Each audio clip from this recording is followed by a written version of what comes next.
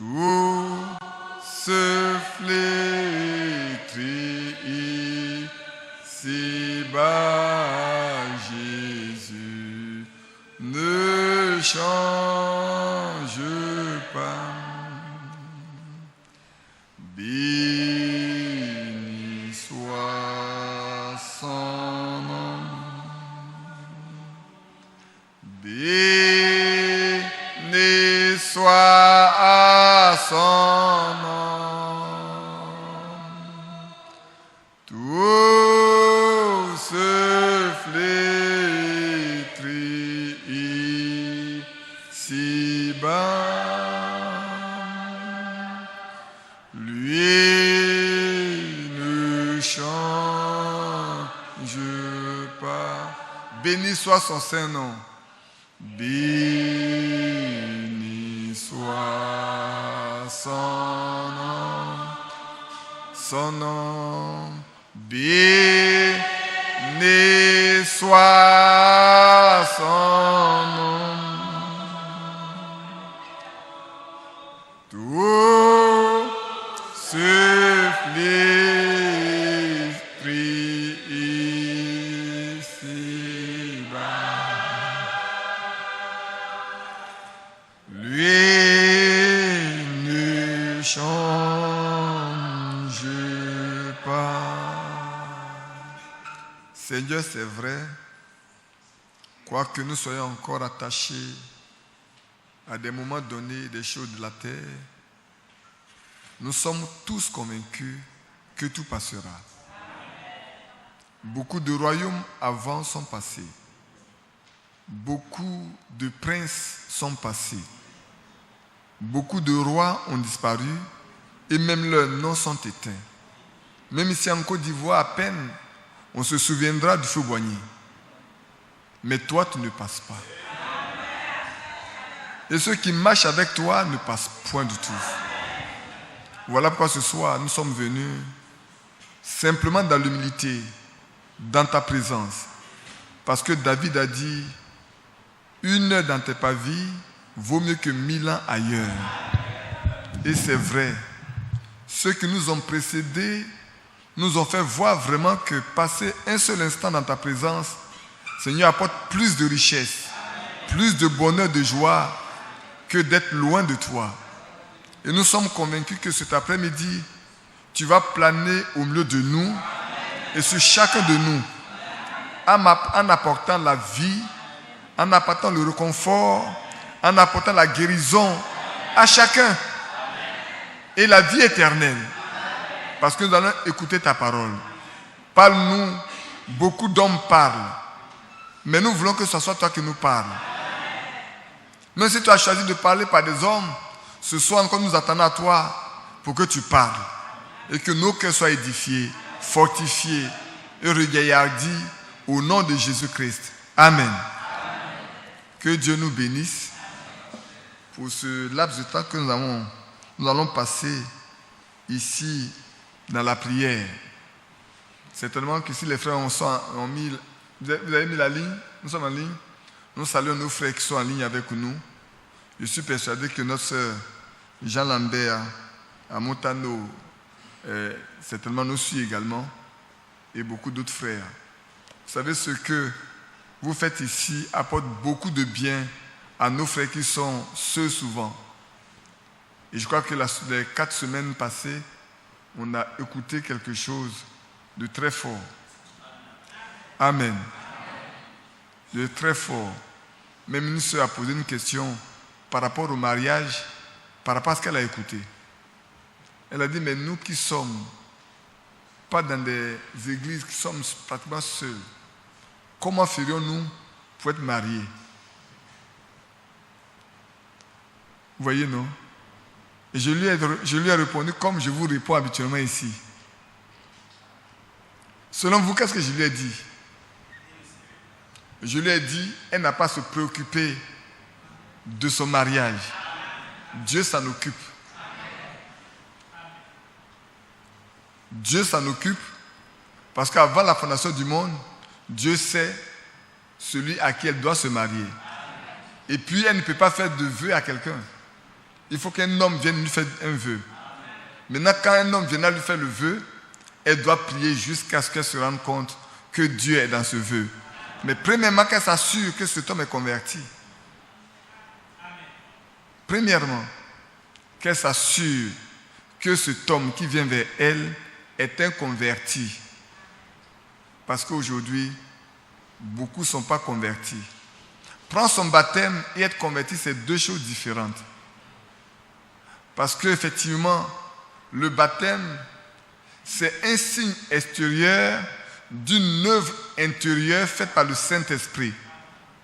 C'est quand, normalement, on a écouté la parole de Dieu et que le Saint-Esprit nous a montré que nous sommes pécheurs et que nous avons besoin d'être sauvés, alors nous nous engageons désormais à marcher avec notre Sauveur, à obéir à sa parole,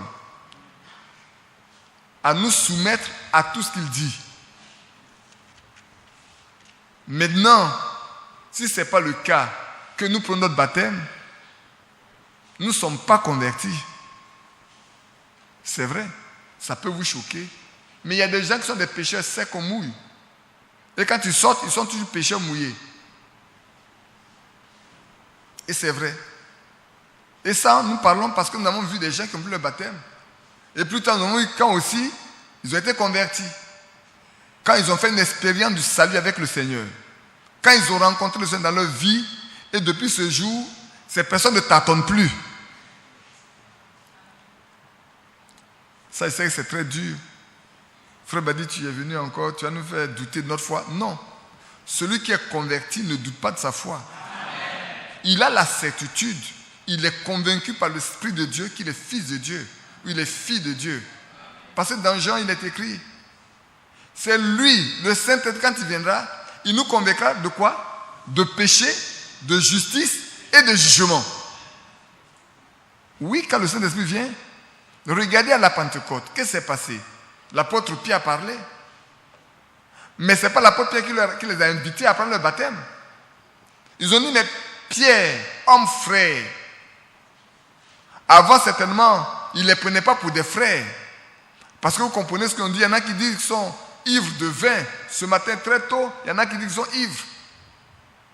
On ne comprenait pas le langage. Ils sont comme des barbares pour eux. Pierre a dit non, nous ne sommes pas des barbares. C'est l'accomplissement de Joël 2. Et comme c'est des gens qui sont habitués aux Écritures, quand il a dit c'est l'accomplissement de Joël 2, ils ont su, ils ont compris. Alors certainement qu'ils ont redoublé de ce pour écouter. Mais en écoutant, ils se rendent compte qu'ils sont coupables. Parce que certainement, ce jour-là, quand Pilate posait la question, ils ont certainement crié aussi, crucifie-le. Ils ont dû être présents pour dire, crucifie-le. Et se rappelant ça, ils ont dit, mais nous sommes coupables. Nous l'avons tué. Qu'est-ce que nous allons faire? Maintenant que nous avons été que nous sommes coupables, qu'est-ce que nous ferions? Alors il a prescrit ce que le Seigneur a prescrit. Repentez-vous. Repentez-vous. Reconnaissez que vous êtes des pécheurs. Reconnaissez que vous avez mal fait. Et détournez-vous de ça. Prendre son baptême, c'est s'engager à se détourner de ce dont on se sait coupable. C'est ça qui manque souvent. Il y en a qui sont enthousiasmés. Ils vont prendre le baptême. Quand vous les voyez aller prendre le baptême, vous vous demandez si quelque chose s'est passé dans leur cœur. Un certain Dieu disait, ceux qui vont au baptême avec les yeux secs, il y a quelque chose qui se passe très mal. Parce qu'on ne peut pas aller au baptême avec les yeux secs. On va au baptême avec les yeux mouillés. C'est quelqu'un qui a pleuré, qui s'est rendu coupable. Parce que quand tu te rends coupable de quelque chose, tu te demandes, mais qu'est-ce que tu vas faire? Si ce n'était pas le cas, tu vas faire. Qu'est-ce que tu vas devenir? N'est-ce pas?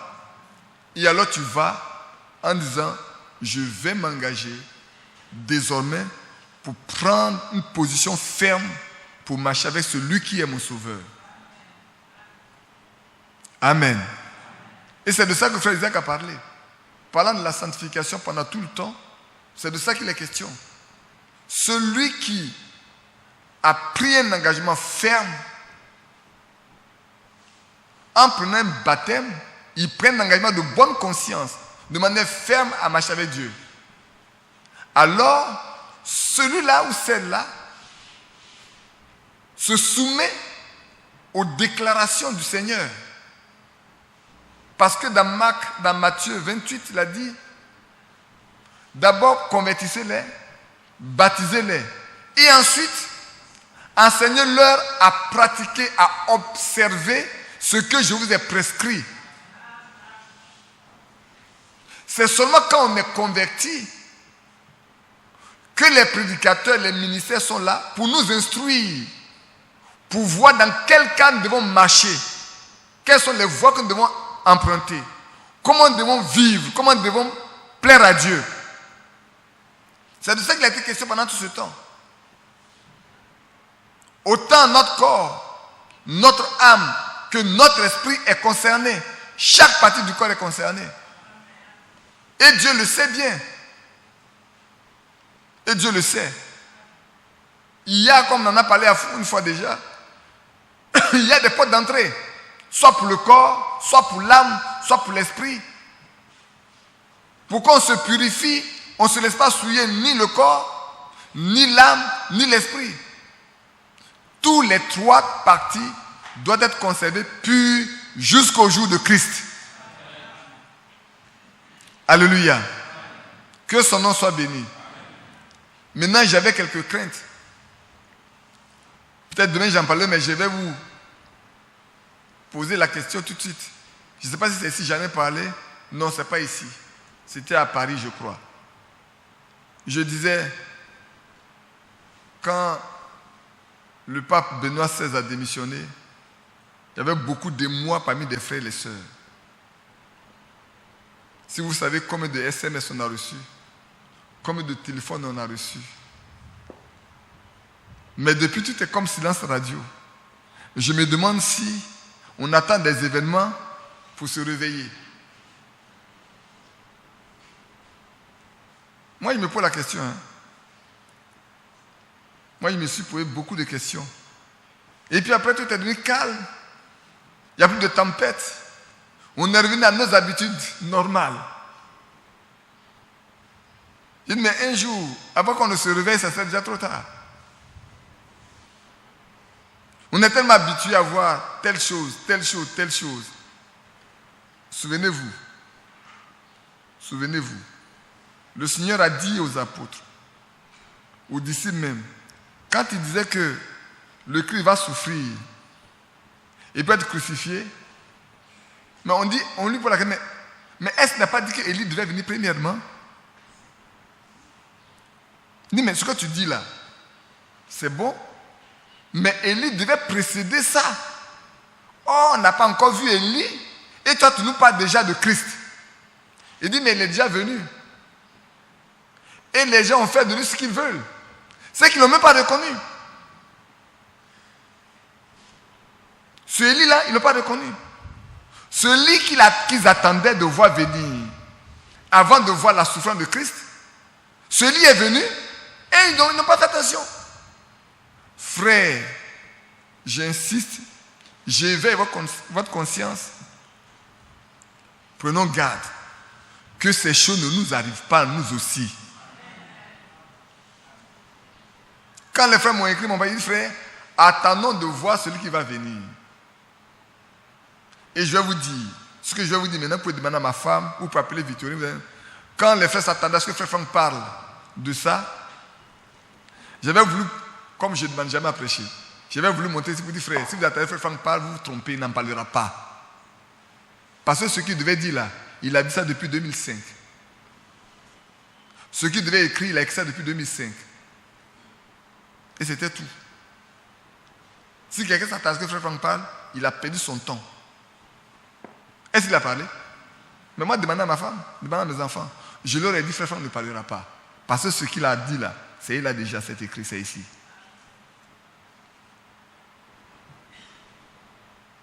C'est écrit. Il a déjà écrit depuis 2005. 2005-2006, c'était terminé. Il suffisait maintenant d'attendre de voir si ça s'accomplit ou ça ne s'accomplit pas. C'est tout. C'est tout. Beaucoup de frères écrivent. Beaucoup de frères donnent beaucoup d'interprétations.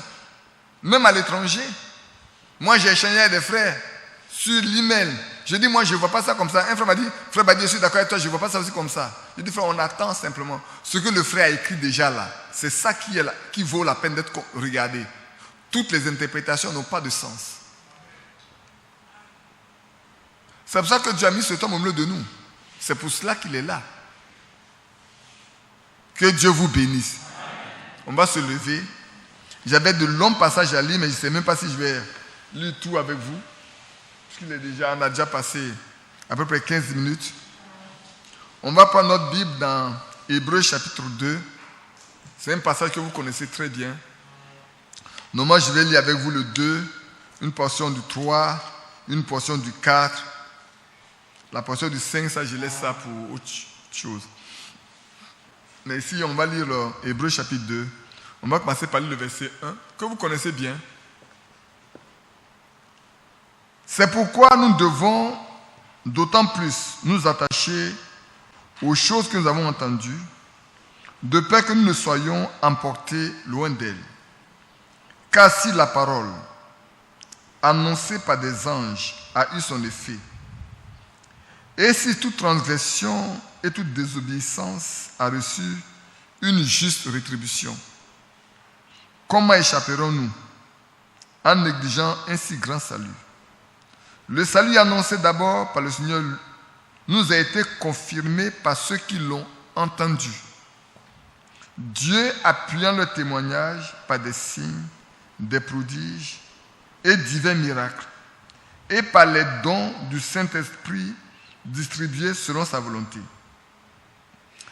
En effet, ce n'est pas à des anges que Dieu a soumis le monde à venir dont nous parlons. Or, quelqu'un a rendu quelque part ce témoignage. Qu'est-ce que l'homme? Pour que tu te souviennes de lui. Ou le Fils de l'homme pour que tu prennes soin de lui. Tu l'as abaissé pour un peu de temps au-dessous des anges. Tu l'as couronné de gloire et d'honneur. Et tu as mis toutes choses sous ses pieds. Amen. En effet, en lui soumettant toutes choses, Dieu n'a rien laissé qui ne lui soit soumis. Amen. Je le relis. En effet, en lui soumettant toutes choses, Dieu n'a rien laissé qui ne lui soit soumis. Cependant, nous ne voyons pas encore maintenant que toutes choses lui soient soumises. Père céleste, voilà ce que nous avons fait. Ça a été fait. Nous avons été à l'école, nous avons lu. Mais quant à ce qui concerne son contenu, ce que tu veux donner comme nourriture, c'est toi seul. Aucun homme ne peut le faire. Parce que même cette Bible est lue par beaucoup de personnes et ils ne la comprennent même pas. Autrefois, les Juifs avaient toute la loi en leurs mains, ils la lisaient, ils ne la comprenaient pas. Même quand les disciples étaient avec notre Seigneur, quand il était sur la terre, quoi qu'il leur ait parlé ouvertement, ils n'ont rien compris jusqu'à ce que leur intelligence soit ouverte, avant qu'ils ne comprennent. Ce soir, Dieu aussi à notre secours. Ouvre notre intelligence, ouvre notre cœur, afin que nous comprenions ta parole pour la vivre au nom de Jésus-Christ. Amen. Asseyez-vous. Que Dieu vous bénisse. Je sais qu'il y a beaucoup de personnes qui sont encore arrivées par derrière, donc ça s'est encore allongé. Je ne vais pas vous demander de venir devant. Vous voyez la phrase commence, c'est pourquoi. C'est qu'il y a eu quelque chose avant. Mais je vais laisser sur quelque chose. Je vais juste prendre ce que nous avons entendu pendant ces 4 semaines pour vous dire c'est pourquoi. Par rapport à ce que nous avons entendu pendant tout ce temps, ce qui nous a été enseigné dans cette église, je rassemble le tout et je dis c'est pourquoi. Nous devons, chacun de nous, enfants, parents, pères, mères, fils, filles, qui nous sommes engagés à marcher le Seigneur, ces paroles nous concernent. C'est pourquoi nous devons d'autant plus nous attacher aux choses que nous avons entendues. Ça doit être des précieux trésors pour nous ces choses que nous avons entendues doivent avoir un caractère très précieux pour chacun de nous. Vous allez voir pourquoi. Ce n'est plus précieux que l'or, plus précieux que de l'argent, plus précieux que les maisons et plus précieux que toutes les richesses que nous pouvons avoir sur cette terre. Parce que tout ce que nous pouvons avoir sur cette terre, comme l'avons chanté, flétrit, disparaît, passe. Mais ce que nous avons entendu ne passe pas. Ceux qui l'ont entendu avant nous, qui se sont accrochés à ça, aujourd'hui on les appelle les bien-aimés, les bienheureux. Bienheureux, quiconque meurt en quoi? En Christ. N'est-ce pas? Bienheureux est quiconque qui meurt en Christ. Quiconque meurt en Christ, ce quiconque-là est celui qui a gardé précieusement tout ce qu'il a entendu venant de la part de Christ. S'il a gardé jusqu'à ce qu'il meure, il est bienheureux parce qu'il est mort en Christ. Maintenant, vous savez comment on rentre en Christ. Vous le savez. Ce n'est pas par le baptême que nous rentrons en Christ. Non. Nous rentrons en Christ par le baptême Saint-Esprit. C'est écrit dans 1 Corinthiens 12. Nous avons tous été baptisés d'un seul esprit pour former un seul corps. Et c'est le corps de Christ. Parce que lui, il est la tête. Et nous formons le corps. Si nous sommes remplis du Saint-Esprit, nous sommes des bienheureux. Alléluia. Maintenant, même si nous n'avons pas le Saint-Esprit, que nous sommes nés de nouveau. Et que nous gardons la parole jusqu'à ce que nous mourons, nous sommes aussi bienheureux. Parce que nous avons la vie éternelle. Peut-être j'en parlerai demain. Parce que la seule promesse qu'il nous a faite, la plus grande de toutes les promesses qu'il nous a faites, c'est quoi? C'est la vie éternelle. Dieu a tant aimé le monde qu'il a donné son Fils unique, afin que quiconque croit en lui ne périsse point, mais qu'il ait la vie éternelle. Or ça, quand nous rentrons dans la religion avant, c'est le verset que nous connaissons le plus. Jean 3, 16. Mais quand vous allez revenir dans Jean 6, dans Jean 7, dans Jean 8, il dit si quelqu'un écoute ma parole, qui croit en celui qui m'a envoyé, il a quoi? La vie éternelle. S'il écoute et qu'il croit, ça veut dire quoi? Il écoute, il craint Dieu, il obéit, il observe, il pratique, il a la vie éternelle. Parce que celui qui n'a pas la vie éternelle ne peut pas vivre la Bible. 1 Corinthiens chapitre 1, chapitre 2. L'homme que nous sommes charnels. La parole est spirituelle. Aucun charnel ne peut vivre ce qui est spirituel. Ne peut vivre ce qui est spirituel que celui qui a l'esprit qui est de celui qui a écrit en lui. C'est pour cela que ici, ce qui est écrit là est important. Ici, là, ce qu'on lit là, c'est très important. C'est pourquoi nous devons d'autant plus nous attacher aux choses que nous avons entendues, de peur que nous ne soyons emportés loin d'elles. Car si la parole annoncée par les anges ont eu son effet, et si toute transgression, je fais exprès pour marquer ce mot-là, si ce qu'ont dit les anges se sont accomplis, ce sont les anges qui ont parlé, ça a eu lieu. Et en plus, tous ceux qui ont désobéi, qui ont transgressé toutes ces paroles-là, ont été punis. Quand sera-t-il? Quand ce n'est pas un ange, mais c'est Dieu lui-même, fait chair, venu sur la terre, qui nous a dit ce que nous devons faire. Je ne sais pas si vous comprenez. Je reprendrai. Quand un ange est venu, il apparaît, ça s'accomplit. Un ange a dit à Marie, l'Esprit de Dieu va venir sur toi et tu auras un fils. Ça n'a pas eu lieu? Ça a eu lieu, non?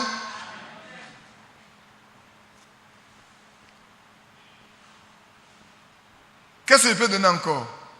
Quand il a dit à Zacharie, tu auras un fils, un homme vieux, sa femme est vieille aussi, stérile, mais là il descend, il lui dit tu auras un fils. Ça n'a pas eu lieu? Jean-Baptiste n'est pas né? Ce qu'ont dit les anges se sont accomplis.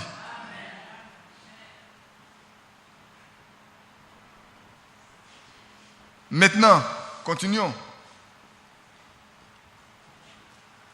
Quand Samuel a dit à Saül ce qu'il devrait faire, quel est l'ordre de Dieu par rapport aux ennemis de Dieu, et quand il a désobéi, il n'a pas été puni.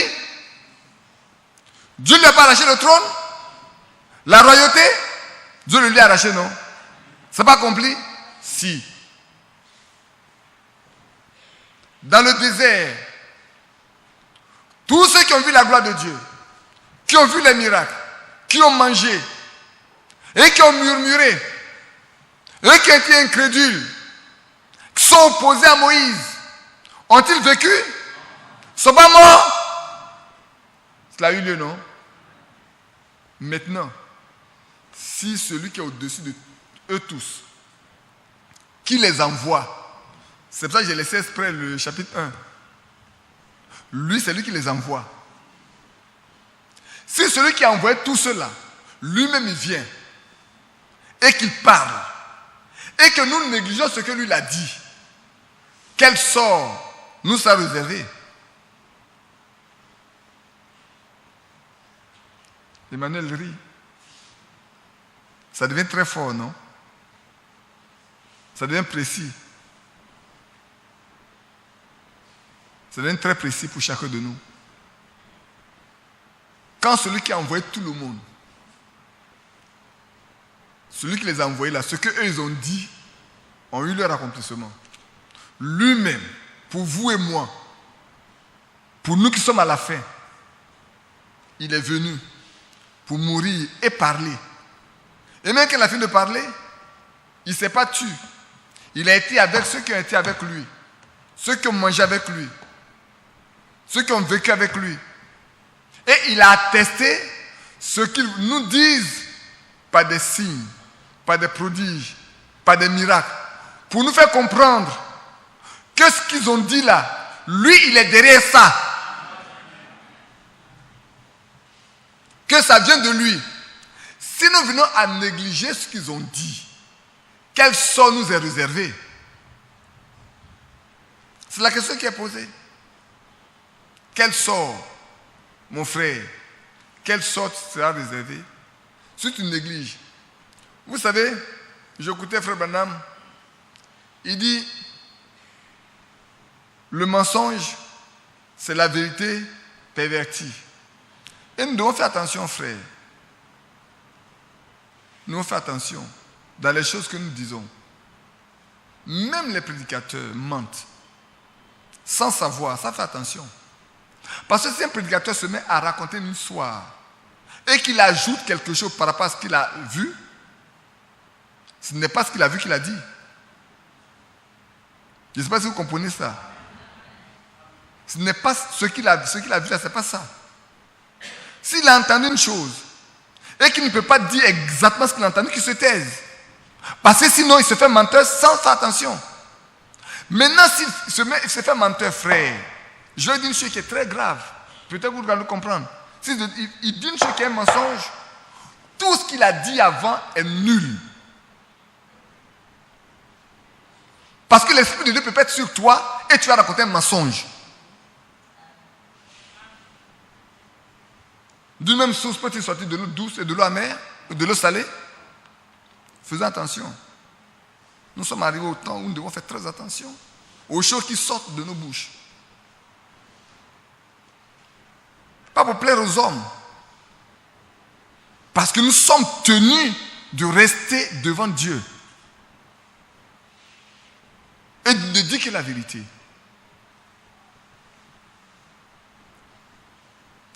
c'est faux. C'est comme quelqu'un qui prophétise 100 fois. Et puis, 90 c'est vrai, 99 plutôt. S'accomplit complètement. Et puis, il y a une prophétie qui est fausse. Vous rejetez la totalité.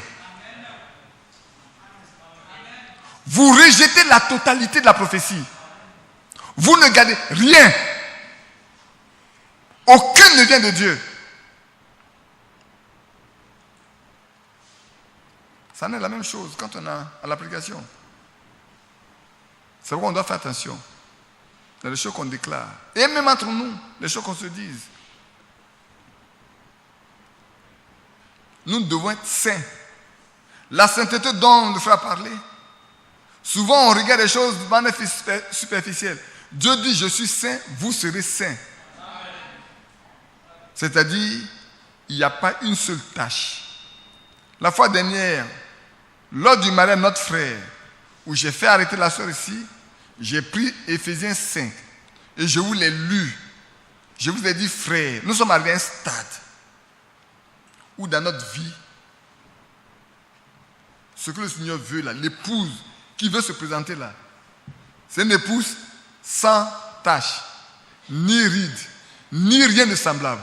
C'est une épouse à qui on ne peut pas et on ne doit pas faire un reproche.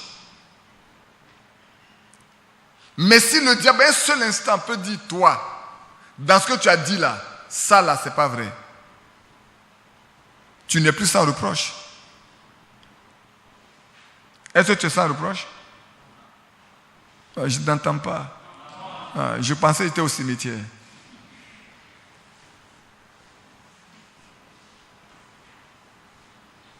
N'est-ce pas? Si un frère me dit, frère, ce que tu dis là, tu vas trembler. Tu ne dois même pas discuter. Tu dois trembler.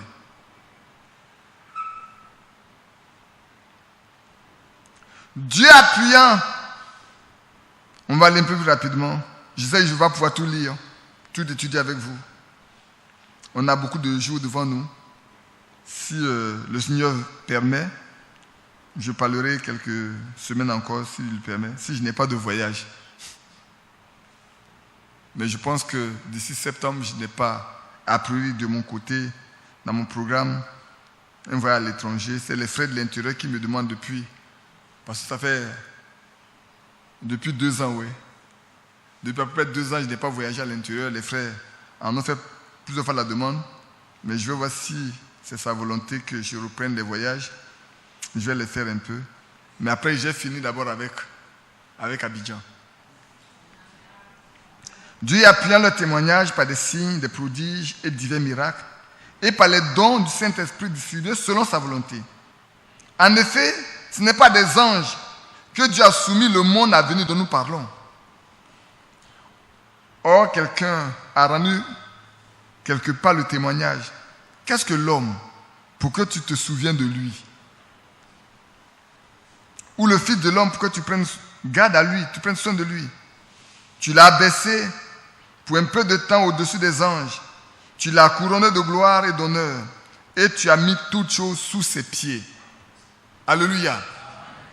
Bien-aimés frères et sœurs, ici je vais m'arrêter un peu sur ça. Le Seigneur, dont il est question ici, tout ce qui est sur cette terre, comme dans le ciel, tout lui appartient et tout lui est soumis. Qui croit que tout lui est soumis? C'est écrit dans Éphésiens. Il dit, c'est Éphésiens mais c'est Philippiens. Laissez-moi vérifier pour ne pas que je dise une chose qui soit erronée.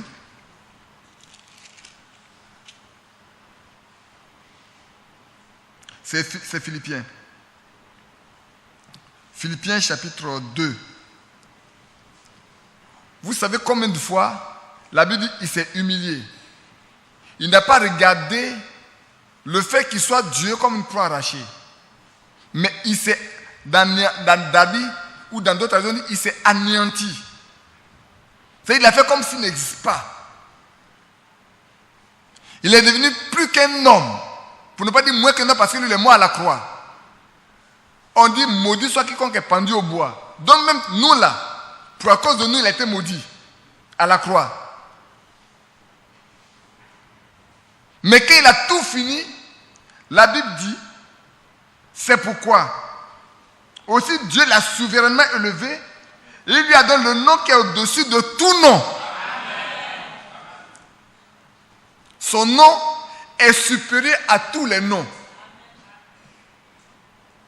Afin qu'au nom de Jésus, en son nom, tout genou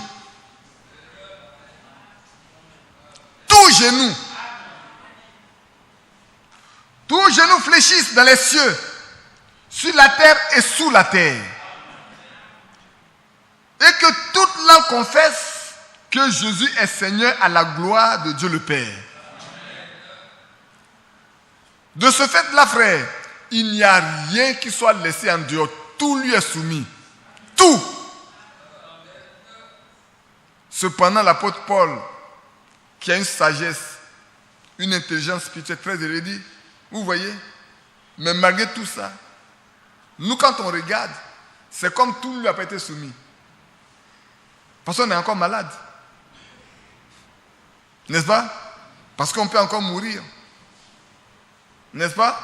Parce qu'on peut encore avoir des besoins.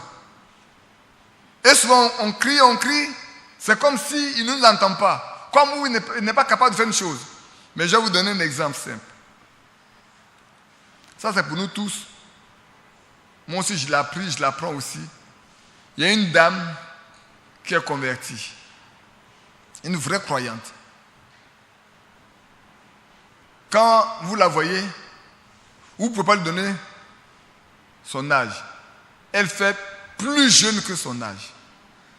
Tellement jeune que vous ne pouvez pas comprendre qu'une femme de cet âge-là peut être rayonnante comme celle-là. Et puis alors un serviteur de Dieu lui a posé la question, mais quel est ton secret?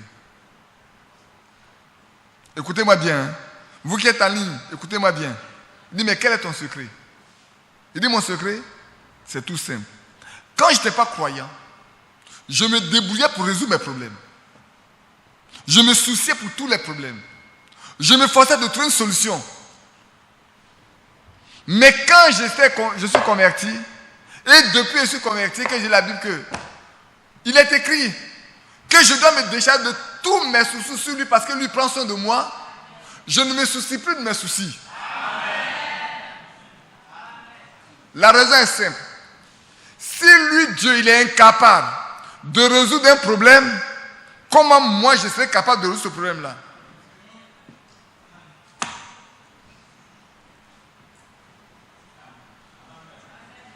Ah oui.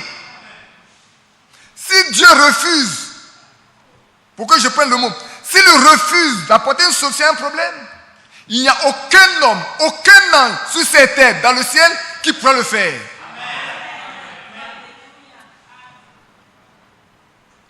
Il n'y en a pas. Le problème sera sans solution. Même quand les hommes voudront, ils ne pourront pas. Ils ne trouveront pas de solution. Mais quand tout le monde ne peut pas, quand tout le monde ne peut rien, et que lui veut, la solution existe. Elle a dit, c'est ça mon secret. Je ne connais plus de tension. Je ne connais plus de battement de cœur. Je vis simplement en disant, Seigneur, mais je ne suis pas une inconsciente. En d'autres termes, ce n'est pas quelqu'un qui a un problème, fuit le problème. Non. Elle porte le problème tant qu'elle peut devant le Seigneur pour dire, voilà le problème. Elle le porte à lui. Et qu'elle l'a porté au Seigneur, qu'elle sait qu'elle l'a déposé au pied du Seigneur, elle l'a vraiment déposé. Elle ne s'en soucie plus. Parce qu'elle sait que là où elle a déposé là, c'est un lieu sûr. Quand il voudra, il répondra. S'il ne veut pas, que son nom soit béni. Et c'est ça qui est souvent difficile pour des frères et pour des sœurs. De pouvoir dire merci au Seigneur dans de grosses difficultés. C'est facile de louer Dieu quand tout va bien. C'est facile de chanter les cantiques quand tout va bien. Malheureusement, c'est trop difficile, même impossible souvent, de dire Seigneur merci quand rien ne va. Dites-moi, ça nous apporte quoi? Ça nous apporte plus d'échecs, plus de douleur. Libérons-nous. Je ne vous prêche pas une théorie. Je vous prêche des choses que j'ai pratiquées dans ma vie durant. Et cela apportait toujours le fruit parce que c'est biblique. Quand ça ne va pas, oublie le problème. Dépose ses pieds, commence à louer Dieu. Je vais vous dire une chose. Le début ne va pas être facile. Le début ne va pas être tout facile. Mais si vous avez la bonne volonté, vous réussirez. Si vous avez à cœur de dire, quelle que soit la situation, je vais le louer, je vais le remercier, vous vous jetez à genoux. Si vous voulez pleurer comme vous pouvez, pleurez d'abord. Et puis après, levez vos mains. Trouvez le cantique le mieux que vous pouvez chanter, chantez-le. Et puis commencez par dire, Seigneur, merci, parce que tu as voulu que cela arrive. Je ne comprends pas pourquoi, mais c'est toi qui l'as voulu. Parce que rien ne peut m'arriver à moins que tu l'aies permis. Si vous pouvez le faire pendant 30 minutes, pendant 45 minutes, pendant 1 heure de temps, vous vous levez, vous ne penserez plus au problème. Vous n'y penserez même plus. Et le jour où vous allez vous en souvenir, c'est que vous avez déjà la solution. Et ça, je vous dis la vérité. Je vous l'ai dit, les deux derniers enfants de ma fille, elle les a eus comme ça. Les enfants d'Angèle, elle les a eus comme ça. Et beaucoup de problèmes, on a eu des solutions. Je vais vous parler de mon fils qui est parti aux États-Unis. Un mois donné, j'ai failli demander au frère de venir prendre mon fils pour le livrer à Satan, parce qu'il a pris son baptême. Tout ce qu'un père pouvait faire, on a fait. On a jeûné, on a prié, on a fait tout. J'étais à un doigt de refuser de l'envoyer aux États-Unis, en tant qu'humain. Et puis je me suis dit, mais même s'il reste ici, je peux le changer. Même s'il reste ici, là, qu'est-ce que je peux faire pour lui? Je ne peux rien faire. Pourquoi je vais le garder? Qu'il soit au pôle Nord, au pôle Sud, j'ai un seul devoir, c'est de prier. Et puis je m'arrête là. Si Dieu ne veut pas, je ne peux rien faire. Mon fils, va. Si tu deviens serpent, tu viens ici, je vais t'aimer. Ce que j'ai prêché, je ne peux pas vivre le contraire. Il est parti. Et puis après, il m'appelle. Il dit, mais le matin, quand on se lève là, comment on choisit le passage biblique qu'on doit lire?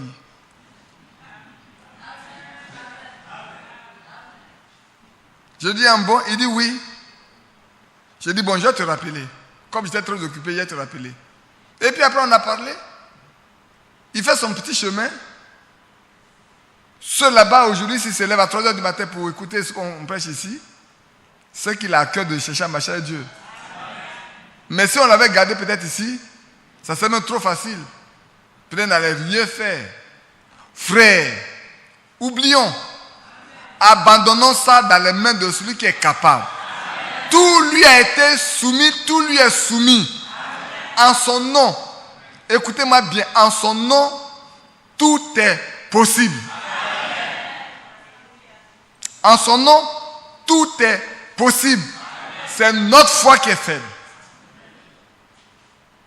S'il y a une situation, s'il y a un problème, nous devons peut-être prier pour que Dieu nous donne la foi. Sinon, avec lui, tout est déjà réglé. L'histoire de la mort est réglée. L'histoire de la maladie est réglée. Le plein des troubles, c'est réglé.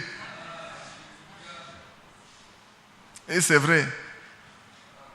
Tout est réglé. Le problème que nous avons, c'est notre foi. Notre foi est trop faible. Notre foi n'est pas pure. Qu'il purifie notre foi. Qu'il nous donne une foi pure, une foi ferme, une foi qui soit agissante. Je peux continuer encore un peu? Frère Ali, je peux aller jusqu'à 30, ça fera 1 heure de temps et puis je te laisse. Je nous fais prier. En effet, en lui soumettant toutes choses, Dieu n'a rien laissé qui ne lui soit soumis. Cependant, nous ne voyons pas encore maintenant que toutes choses nous sont soumises. Mais celui qui a été abaissé pour un peu de temps au-dessous des anges, Jésus, nous le voyons couronné de gloire et d'honneur à cause de la mort qu'il a soufferte, ainsi que par la grâce de Dieu, il a souffert la mort pour nous, pour tous. Mais je dis pour nous qui sommes ici. Amen. Maintenant, regardez ce qui va suivre, qui est tellement riche aussi. Il convenait en effet que celui pour qui et par qui sont toutes choses. Alléluia. C'est normal. Je n'aime pas le mot convenait, c'est normal que celui pour qui et par qui sont toutes choses. Commençons par qui. Par qui sont toutes choses. Il n'y a rien qui existe sans lui. C'est de lui que tout vient. Et tout ce qui existe là, existe pour lui.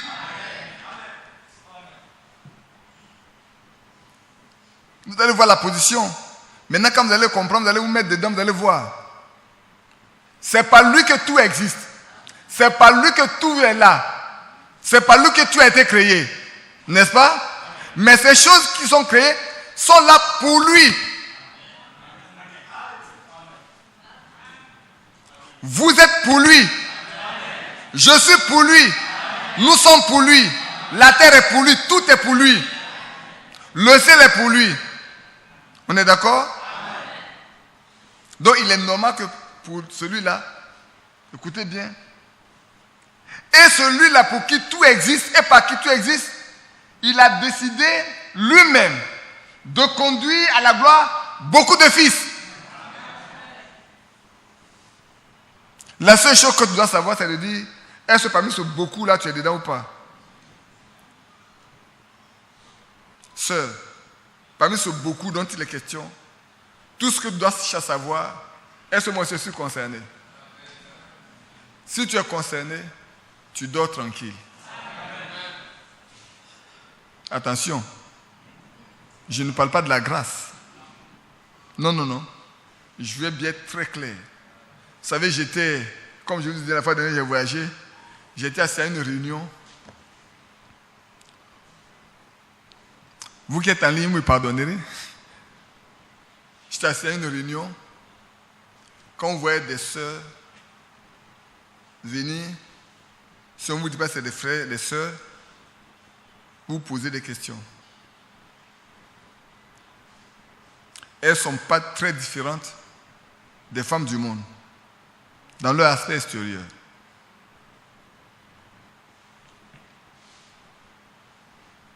Et ça, c'est le fruit des prédications qu'on leur donne. On leur fait croire qu'elles sont sauvées. Ils sont sauvés. Il est aussi décide de tout. Il fait ce qu'il veut. Et il a décidé de sauver. C'est lui qui va transformer, celui qui va faire ceci. On n'a rien à faire. On peut marcher, on peut vivre. Il nous a tout donné. Il nous a déjà sauvés. Donc on peut marcher, on peut vivre. Mais si c'était le cas, écoutez-moi bien, si c'était le cas, je déchire toutes mes pages de Colossiens. Je déchire toutes mes pages d'Éphésiens. Je déchire toutes mes pages de Philippiens. Je les brûle. Parce que l'apôtre Paul a eu tort de dire désormais on ne doit plus voler, on ne doit plus mentir, on ne doit plus tricher. L'apôtre Paul a eu tort de le dire. L'apôtre Paul a eu tort de dire de faire d'autres efforts. L'apôtre Paul a eu tort de dire faites tous vos efforts.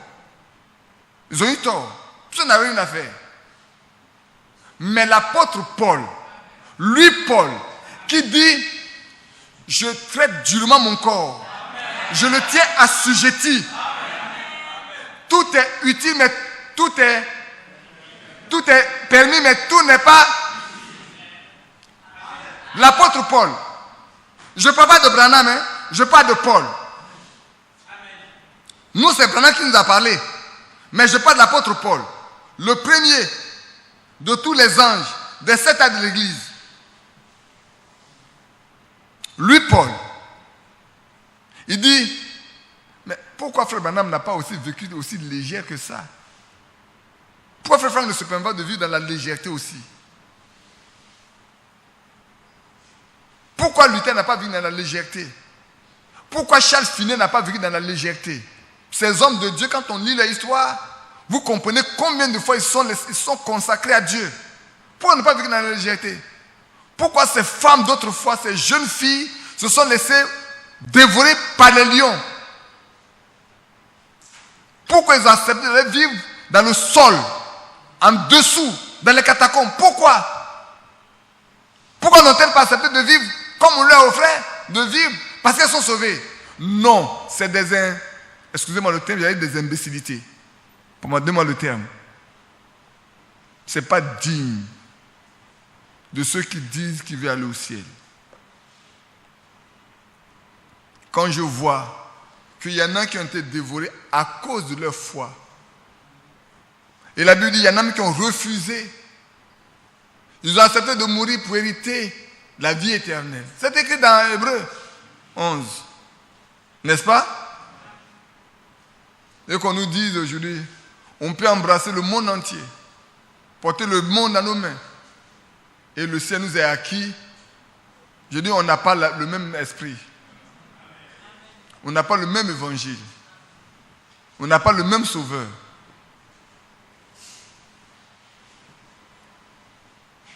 Quand l'apôtre Pierre dit, faites tous vos efforts pour joindre. C'est l'apôtre Pierre qui dit, 2 Pierre 1. Où ils se sont trompés?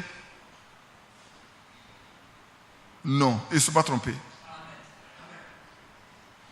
Pierre a eu le Saint-Esprit. C'est confirmé dans les Écritures. Paul a eu le Saint-Esprit. C'est confirmé dans les Écritures. C'est pas vrai? Je ne sais pas pour eux là où ça a été confirmé.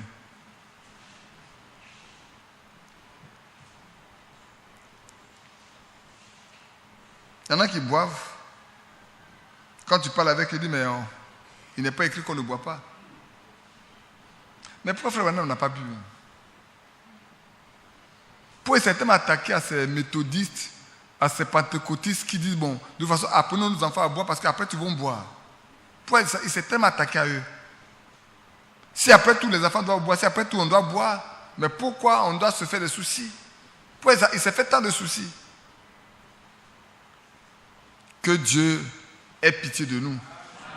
Surtout nous qui sommes de ce message, disons être de ce message-là.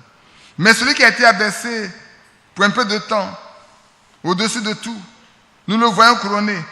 Non, il convenait en effet que celui par qui sont toutes choses, et qui voulait conduire à la gloire beaucoup de frères, ait été élevé à la perfection par les souffrances, le prince de leur salut. Car celui qui sanctifie. Écoutez bien. Car celui qui sanctifie et ceux qui sont sanctifiés sont issus d'un même, d'un seul.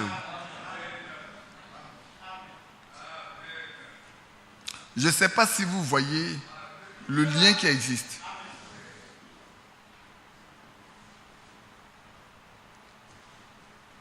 Il y a un qui est là. Il y a un qui sanctifie.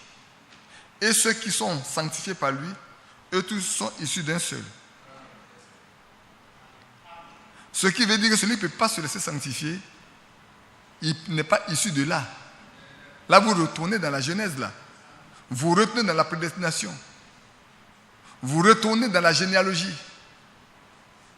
d'Adam et de Caïn.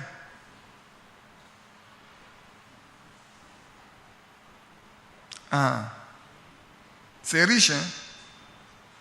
Mais on ne peut pas enseigner ça ce soir. Et il n'a pas honte de les appeler frères. Maintenant, vous comprenez pourquoi Jésus allait à la Genèse, non? Alléluia.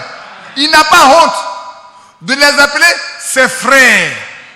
Ils ne sont pas depuis le jour où ils ont vu le baptême d'eau. Ils ne sont pas depuis seulement qu'ils sont assis ici ou assis ailleurs.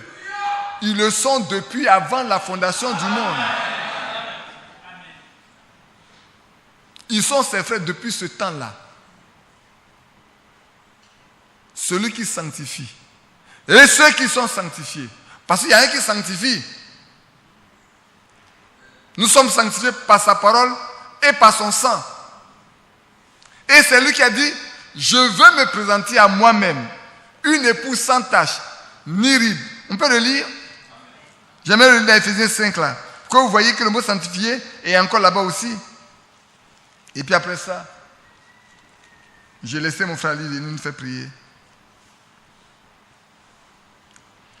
J'ai là-bas dit verset 25. Marie, que chacun de vous, que chacun aime sa femme comme Christ a aimé l'Église et s'est livré lui-même pour elle, afin de la sanctifier. C'est qui a sanctifié? Qui a sanctifié? Non, je vais le relire. Marie, que chacun aime sa femme comme autant que Christ qui a aimé l'Église et s'est livré lui-même pour elle afin de la sanctifier. L'Église, elle est nue? Non. L'Église est composée des humains. L'Église de Christ est composée des humains. Et ces humains-là, il les a sanctifiés. C'est pour ça que l'apôtre Paul dit ici dans l'Hébreu, c'est lui qui sanctifie. Lui, c'est lui qui sanctifie. Et l'Église et les membres de son corps qui sont sanctifiés, lui et ceux qui l'ont sanctifié sont issus d'eux-mêmes. Et c'est pour cette raison qu'il n'a pas honte de les appeler ses frères.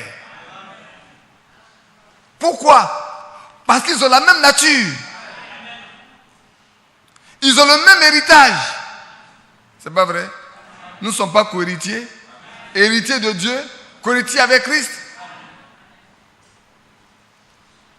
C'est pour ça que, comme mon frère disait dimanche passé, sœur, ne vous laissez pas berner par des frères qui viennent à vous chercher à vous épater avec des songes pour faire croire que vous êtes leur Dieu t'a destiné à lui. Il n'a qu'à garder ses songes pour lui.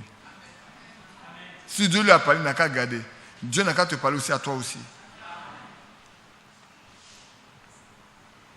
Hein? Dieu n'a qu'à te parler à toi aussi. Si tu n'as pas parlé là, tu restes tranquille. Si tu ne vois rien du tout, il ne faut pas te laisser influencer. Parce que tu es une fille de Dieu. Oui. Il n'a pas honte. C'est pourquoi il n'a pas honte de l'appeler frère. Lorsqu'il dit, j'annoncerai ton nom à mes frères. Je te célébrerai au milieu de l'assemblée. Et encore, je me confierai en toi. Et encore, me voici moi et les enfants que Dieu m'a donnés. Oh, j'ai envie de sauter. J'ai failli sauter. Me voici, moi et les enfants que Dieu m'a donnés. C'est-à-dire, il vient et puis il présente. Vous voyez le lien avec Ephésiens chapitre 5 là? Vous ne voyez pas le lien? Il vient avec ceux-là même qu'il a sanctifiés. Ce sont mes frères. C'est mon corps. C'est mon épouse. Il y a beaucoup de noms. Hein? Il y a beaucoup de noms. Nous sommes ses frères. Nous sommes son corps. Nous sommes son épouse. Et il n'a pas honte. Dans chacun des cas, il n'a pas honte. De nous prendre comme son épouse. De nous prendre comme ses frères. De ce que nous considérons son corps. Lui, la tête. Alléluia. C'est merveilleux. Mais ce qui veut dire que nous avons la même nature. Que Dieu nous bénisse. Maintenant, il n'est pas trop tard. Si on a quelques faiblesses, il n'est pas encore tard. Si on a encore quelques difficultés, il n'est pas encore tard. Le temps est encore donné de nous plier devant lui pour qu'il change, pour qu'il transforme, pour qu'il enlève. On a encore peut-être à marcher, on connaît encore des pierres. Même si on tombe, ne laissons pas coucher. Vous savez, il y a dans le temps de combat, là, en guerre, là, il y en a qui reçoivent des coups. Hein. Ils tombent. Et puis on vient le soulever, on le soigne. Quand il est guéri, il ne dit pas, C'est tellement... Non. Pour ça, il fallait mourir là, je ne vais plus. S'il dit ça, c'est qu'il n'est pas un soldat. Il ne dit pas ça, hein. Quand il entend le coup de fusil, il dit, hein, je dois aller rendre mon coup. Il faut que je rende mon coup. L'ennemi, là, il faut que je rende mon coup. Et nous avons un ennemi. Si nous donnons qu'on tombe, on a des frères qui vont venir nous soulever. Nous devons crier fort pour qu'on vienne nous soulever. Quand on est debout, on va se venger. On va lui rendre le coup. On va lui montrer qu'on va aller jusqu'au bout. Qu'on ne va rien laisser tomber. Mais ne nous cachons pas. Si on est tombé, on n'a qu'à crier. Crier fort pour qu'on entende. Dites, j'ai besoin de secours. Dieu vous envoie un secours. Que son nom soit béni. Frère Ali, que Dieu te bénisse.